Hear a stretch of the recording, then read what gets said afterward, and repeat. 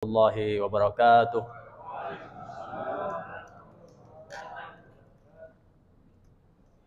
Alhamdulillah. Alhamdulillahilladzi 'allama bil qalam, 'allamal insana ma lam ya'lam. Asyhadu an la ilaha illallah wahdahu la syarikalah wa asyhadu anna Muhammadan abduhu wa rasuluh. Allahumma salli ala habibina wa syafi'ina wa rasulina Muhammadin sallallahu alaihi wa ala alihi wa sahbihi ajma'in. Amma ba'd. Kaum muslimin wal muslimat rahimakumullah. Alhamdulillah, malam hari ini kita memasuki malam ke-17 dari pesantren atau pendidikan dan latihan kita selama insyaallah sebulan penuh. Kita ucapkan syukur alhamdulillah atas hidayah, iman, nikmat waktu dan kesehatan yang khusus Allah curahkan kepada kita selama 16 hari yang sudah kita lewati. Kita bersyukur karena 2 bulan lalu kita berdoa kepada Allah Subhanahu wa taala, Allahumma barik lana fi Rajab wa Sya'ban wa ballighna Ramadan. Kita sekarang berada di bulan Ramadan. 2 bulan lalu kita minta kepada Allah agar kita diberikan barokah. Dan kita berharap agar kita hadir disampaikan oleh Allah di bulan Ramadan. Tentu kita patut mensyukuri karena itu tandanya doa kita diijabah, dikabulkan oleh Allah Subhanahu wa taala. Sebab mungkin jutaan atau ribuan atau ratusan saudara-saudara kita yang pada bulan Rajab, pada bulan Sya'ban masih hidup, masih ada di muka bumi ini. Dan mereka juga berdoa, Allahumma barik lana fi Rajab wa Sya'ban wa ballighna Ramadan. Tapi pada bulan Ramadan mereka dipanggil oleh Allah Subhanahu wa taala. Ada statistik, ada penelitian yang mengatakan bahwa kurang lebih tiap hari manusia yang sekarang ini jumlahnya kurang lebih 5 miliar orang. Tiap hari rata-rata 1000 orang yang meninggal. Dan hampir bisa kita pastikan dari 1000-an orang itu tentu ada saudara-saudara kita yang seiman, seakidah dengan kita, sesama umat Islam. Maka kita yang masih hidup ini menjadi satu kesyukuran karena kita belum dipanggil oleh Allah Subhanahu wa taala. Ada yang mengatakan bahwa kalau cepat-cepat dipanggil oleh Allah ada juga untungnya karena tidak akan banyak dipertanggungjawabkan di hadapan Allah Subhanahu wa taala. Kalau usia kita panjang maka pasti panjang pula pertanyaan dan pertanggungjawaban kita di hadapan Allah Subhanahu wa taala. Pengarang buku Al-Hikam pernah berkata bahwa orang yang beruntung adalah orang yang panjang usianya dan bagus amal-amalnya. Mudah-mudahan kita termasuk di situ. Dan orang yang rugi adalah orang yang pendek usianya, sedikit pula amalnya. Mudah-mudahan kita tidak termasuk di situ. Mari kita bersyukur untuk hidayah waktu dan kesehatan yang Allah berikan kepada kita yang sudah menjalankan ibadah puasa selama 16 hari ini. Dan kita berdoa, mudah-mudahan nikmat kesehatan itu Allah akan curahkan kepada kita sampai kapan kita mau. Kan kita semuanya mau usia panjang. Ada caranya. Kalau kita yakin, Allah katakan la in syakartum la azidannakum wa la in kafartum inna azabi lasyadid. Ulama-ulama mengatakan, ada yang berpendapat bahwa bila kita ingin usia panjang, mari kita banyak-banyak bersyukur atas usia kita saat ini. Seperti dalam surah Ibrahim tadi ini. Siapa orang yang bersyukur atas nikmat-nikmatku, kita syukur nikmat usia saat ini, syukur kesehatan, syukur ada harta, syukur ada istri, anak, apa saja, ada rumah, mobil, la azidannakum, niscaya aku akan lipat gandakan nikmat itu. Memang ada juga yang mengatakan bahwa ini cukup sensitif ini, mensyukuri adanya istri. Karena mensyukuri atas adanya istri, tabe'u, ini sebenarnya pendapat ngawur sebetulnya ini. Dia pakai ini ayat, saya syukuri istri saya satu-satunya, la azidannakum, Allah akan lipat gandakan istri kita.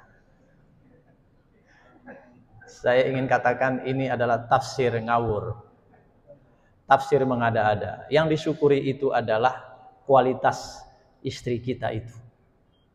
Ada penelitian, jamaah sekalian, yang sudah dibukukan dengan satu buku yang banyak sekali dibaca oleh orang-orang saat ini. Judul bukunya adalah Millionaire Mind, berpikir sukses, yang ditulis oleh Thomas Stanley dari Amerika Serikat. Pak Thomas ini melakukan penelitian di Amerika Serikat. Hasil penelitiannya itu menemukan 100 faktor untuk membuat orang sukses. Ini kalau saya uraikan 100 faktor ini, nanti kita tidak salat tarawih. Untungnya dalam buku itu, kita bisa buka Google juga itu, Millionaire Mind. Beliau menempatkan top 10 faktor sukses itu. Sebelumnya beliau memberikan catatan, sekolah favorit itu nomor 32. IPK yang bagus nomor 23. Yang mana itu 10? Saya bacakan secara cepat. Yang 10 itu adalah jujur, disiplin, kerja keras, mencintai pekerjaan. 4. Kemudian selalu ingin berprestasi dalam pekerjaannya. Nomor 6. Nomor 7, punya gagasan-gagasan baru dalam bekerja. Nomor 8, selalu ingin atau merasakan pekerjaan itu dia leadernya, dia menjadi pemimpin dalam pekerjaan itu. Nomor 9, dia harus gaul, silaturahim. Nomor 10, dia harus memiliki manajemen atau mengelola pekerjaannya. Ada yang kurang Pak ya? Nomor 5. Nah, nomor 5 itu Pak, kata Thomas Stanley, ialah setia kepada pasangan. Saya merenungkan ini, setia kepada istri tentunya ya. Yang belum punya istri bisa juga setia kepada pacar, tapi pacar yang islami, kira-kira begitu ya. Saya merenungkan, memang kalau orang itu selingkuh, mau selingkuh tebal, selingkuh tipis-tipis, atau baru mulai selingkuh, atau baru mulai berniat untuk selingkuh, sudah tidak tenang hidupnya. Handphonenya itu pasti dijaga. Dia sembahyang, pasti yang diingat itu bunyi handphone. Apalagi kalau sholat di rumah, ada istrinya itu, satu-satunya istrinya. Tapi ada niatnya tadi itu. Biar dia direktur, dia jadi pemimpin, dia profesor, dia kiai. Kalau situasinya begitu, jadi rusak semuanya Pak. Pikirannya kemana-mana, terbagi kemana-mana. Urusan anak diurus seperlunya saja. Keperluan istri secukupnya saja. Urusan rumah juga ya kadang-kadang diserahkan. Karena ada niatannya yang lain. Saya pikir kalau situasinya begini, sukses macam apa yang bisa diraih? Kalau sudah begini situasinya, paling yang bisa digambarkan itu adalah sudah melakukan hal-hal yang sudah tidak benar. Bukan haknya di kantor, semua dipikir-pikir karena sudah ada cabang belanja, karena sudah ada permintaan dari yang barunya itu. Gajinya yang sebetulnya sudah cukup untuk keperluan istri dan anak-anaknya menjadi tidak cukup. Karena sudah ada cabang, sudah buka cabang baru.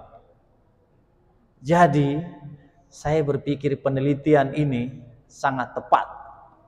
Terutama soal setia kepada pasangan. Jadi, jemaah Masjid Raya Bukit Baruga yang sangat saya cintai, mari kita mencintai pasangan masing-masing. Ibu-ibu, mau seperti apa suami kita, sudah terima saja, itulah suami kita itu. Bapak-bapak, istri mau punya kekurangan atau merasa bahwa sudah tidak sesuai, sudah terima sampai akhir hayat. Itu yang akan mendukung kesuksesan kita. Sukses hanya bisa kita raih dengan full apabila pasangan resmi kita mendukung dengan full.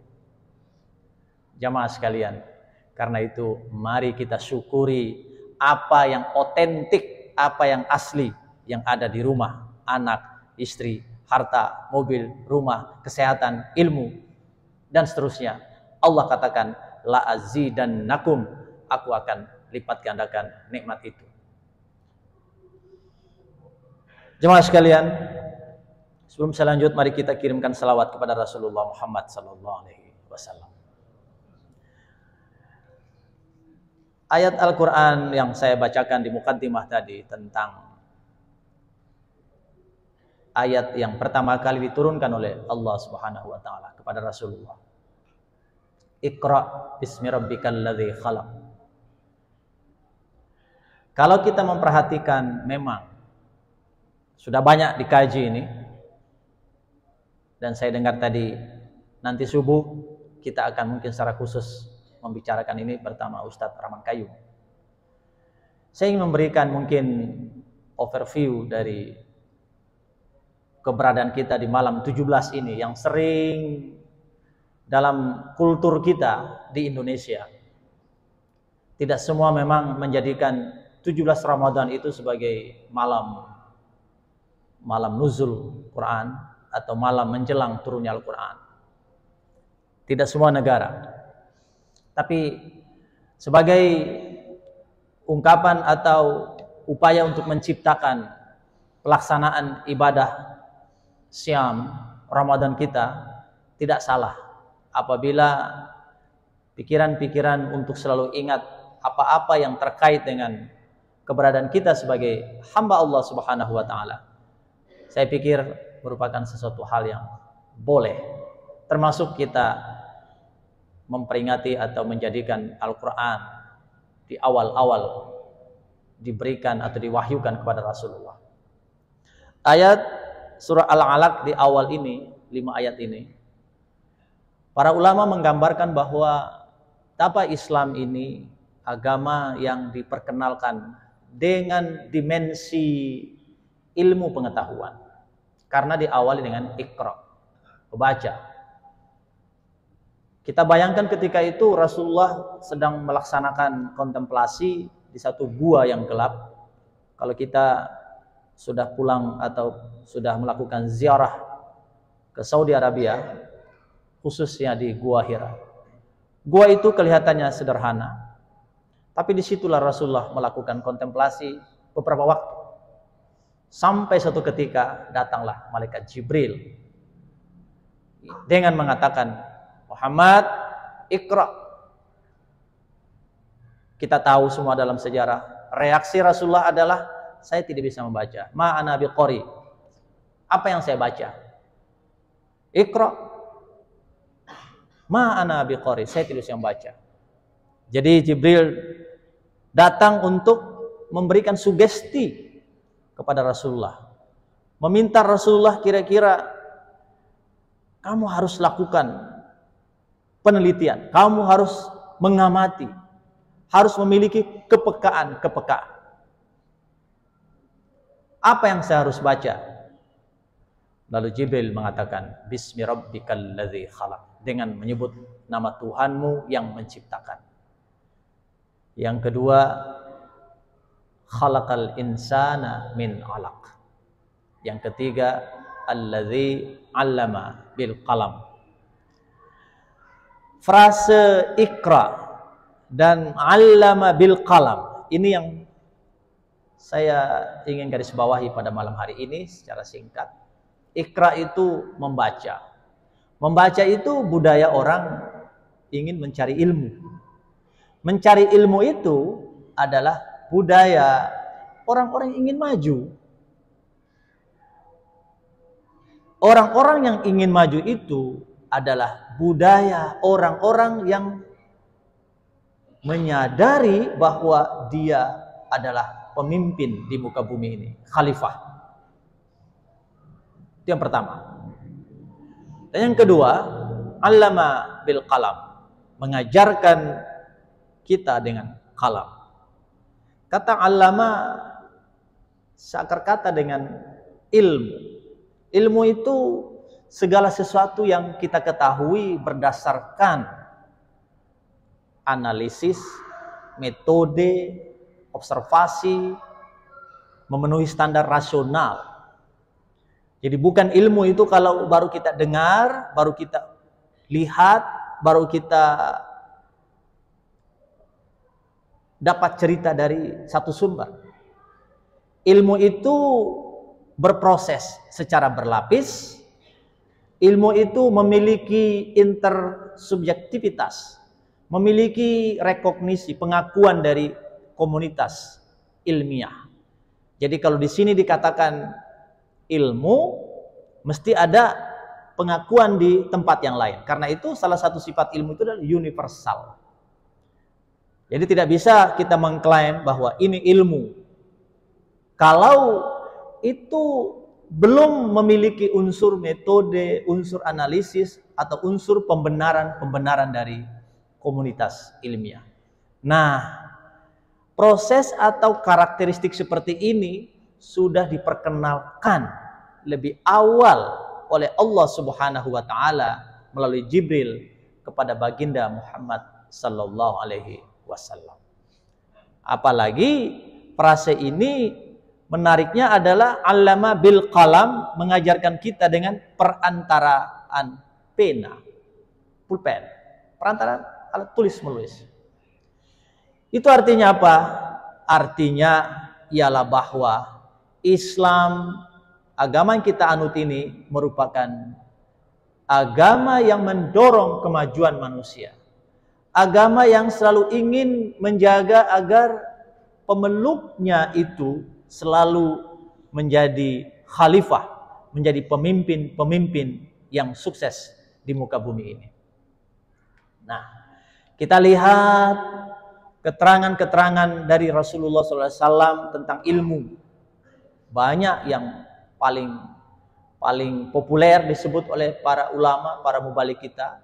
Misalnya, man aradat dunya fa'alaihi bil ilmi, wa man aradal akhirah fa'alaihi bil ilmi, wa man aradahuma fa'alaihi bil ilmi. Siapa yang ingin menggenggam, siapa yang ingin memimpin, ingin menguasai dunia ini, fa'alaihi bil ilmi. Siapa yang ingin menguasai, mengelola atau sukses di akhirat, fa'alaihi bil ilmi. Bahkan jika ingin menguasai, sukses di keduanya itu, fa'alaihi bil ilmi. Para ulama jamaah sekalian menerangkan kalimat dalam hadis ini, ada unsur kausalitasnya. Bagi kita yang pernah belajar bahasa Indonesia, atau bapak-bapak, ibu-ibu pengajar bahasa Indonesia, saya mohon izin kalau saya salah. Kalau ada kalimat jika, maka, itu menunjukkan hubungan yang sangat dekat. Artinya satu kondisi di mana apa yang dikemukakan di depan, kalau itu dilakukan, maka secara konsekuensi akan terjadi di belakangnya itu. Jadi jika kita ingin sukses di dunia, kuncinya adalah fa alaihi, fa di situ adalah maka. Jadi jemaah sekalian, betapa Islam dalam hal ini, Al-Quran oleh Allah Subhanahu wa Ta'ala maupun oleh hadis melalui ucapan-ucapan Rasulullah Muhammad Sallallahu Alaihi Wasallam sudah menempatkan bahwa ilmu pengetahuan itu merupakan kunci sukses untuk menguasai dunia, akhirat, atau kedua-duanya. Kalau kita tengok hadis-hadis yang lain juga, ada yang bernada tegas sekali. Misalnya adalah hadis talabal ilmu faridatun ala kulli muslimin wal muslimat. Menuntut ilmu itu wajib hukumnya bagi muslim dan muslimat, bagi laki-laki maupun perempuan Islam. Jadi jemaah sekalian, ini lagi-lagi menunjukkan, menempatkan ilmu itu adalah faktor pendorong yang paling utama untuk meraih kesuksesan. Ada satu hadis lagi yang memang menurut para ulama ini hadis dhaif. Utlubul ilmu walau bisin. Tuntutlah ilmu walau sampai ke negeri Cina. Nah, cuma sekalian, hadis ini sekali lagi dhaif, tetapi ini relevan dengan kebutuhan atau keadaan, kenyataan kita saat ini. Bahwa sebagian orang sudah merasa puas apabila sudah memperoleh ilmu pengetahuan yang sumbernya berasal dari sekitar tempat dia tinggal. Kalau mengacu kepada hadis ini, maka ilmu yang baru diperoleh dari yang secara geografis itu baru di Makassar, mestinya jangan dulu berpuas diri. Mesti kita bergeser lagi ke Jawa. Kalau sudah peroleh di Jawa, jangan juga berpuas diri. Meski bergeser lagi keluar Jawa, mungkin sampai ke negara-negara yang lain. Karena zaman Rasulullah sendiri sudah mendorong umatnya agar tuntut ilmu sampai ke negeri Cina. Nah, jemaah sekalian, oleh karena itu, maka penting bagi kita untuk menjadikan ilmu pengetahuan ini sebagai proyek atau sebagai misi utama dari ibadah Ramadan kita.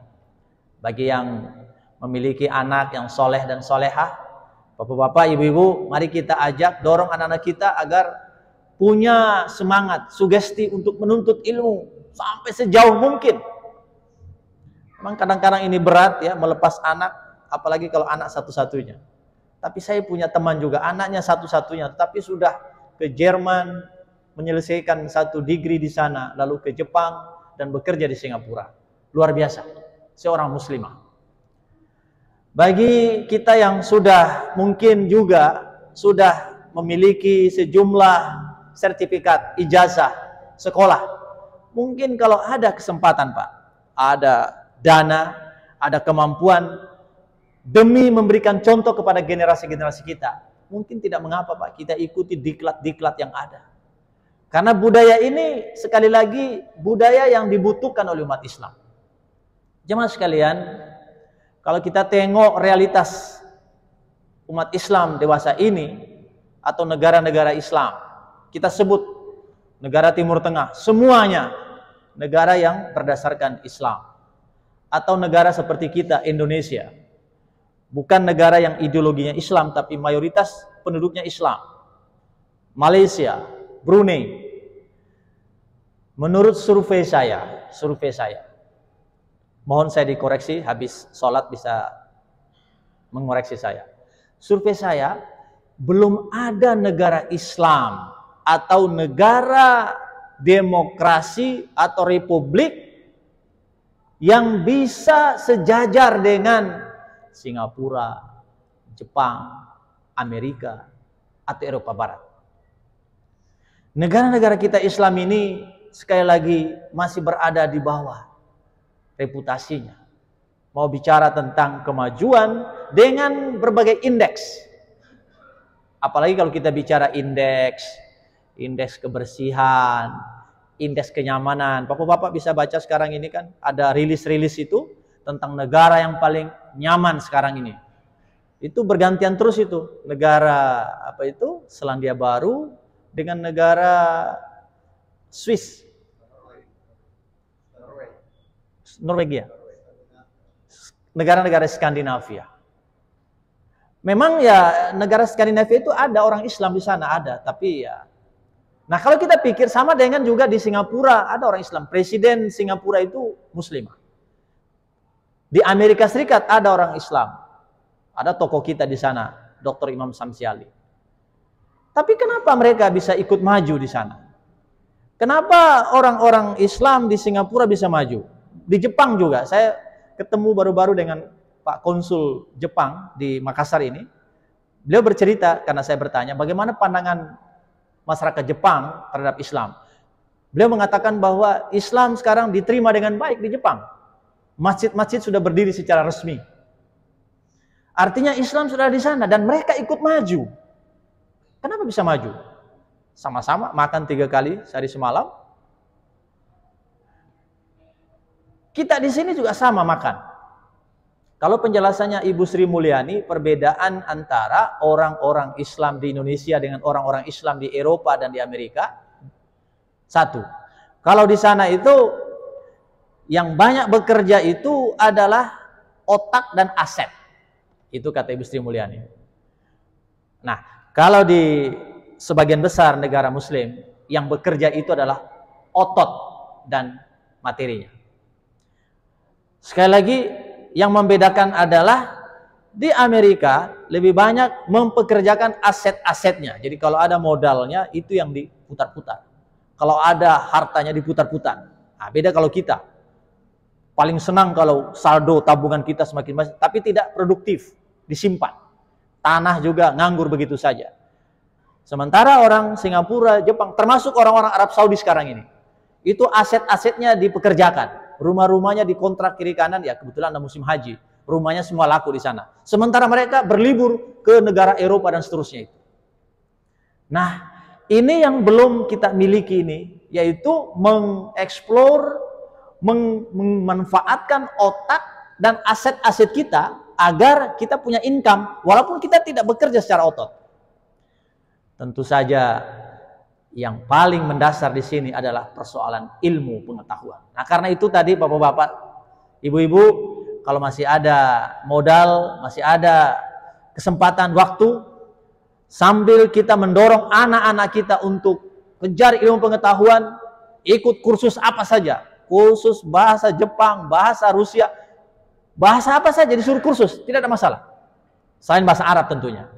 Kita juga kalau bisa sempatkan untuk ikut latihan-latihan. Latihan apa ke? Latihan literasi, latihan digital, latihan bisnis.